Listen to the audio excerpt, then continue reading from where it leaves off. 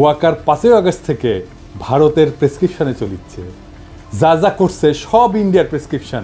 Doctor ইউনূসকে প্রধান উপদেষ্টা করতে সেনাপ্রধানের ঘোর আপত্তি ছিল বলে জানান তিনি।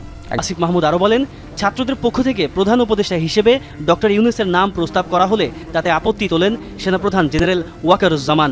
ওয়াকার 5ই আগস্ট থেকে বিপ্লবকে ব্যর্থ করার মিশন নিছে।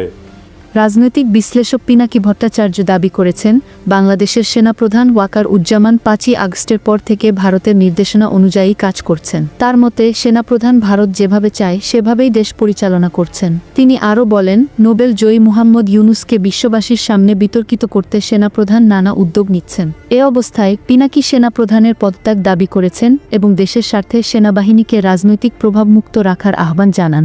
বৈবাহিক সূত্রে উনি শেখ পরিবারের জামাই, মাশাআল্লাহ। উনি হাসিনার ফুফাতো বোনকে বিয়ে করছিলেন, ওয়াকার, জেনারেল ওয়াকার। হাসিনার পরিবারের জামাই হওয়ার কারণে বহু যোগ্য অফিসারকে টপকাইয়া ওয়াকারুজ্জামান দেশের সেনাপ্রধান হয়েছেন। পিনাকির ভাষ্যমতে বৈবাহিক সূত্রে শেখ হাসিনার পরিবারের ঘনিষ্ঠ হওয়ার কারণে ওয়াকারুজ্জামান সরকারপন্থী সিদ্ধান্ত নিচ্ছেন।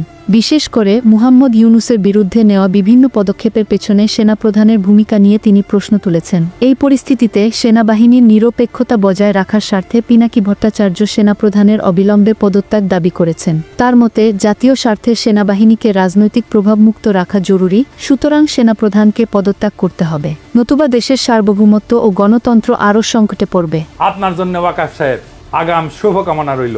রাজপথে আপনার সাথে মোকাবেলা হবে তখন। এই লোককে সেনাপ্রধানের পদ থেকে চাকরিচ্যুত করে প্রথম করণীয় ওয়াকারকে পদত্যাগ করতে হবে।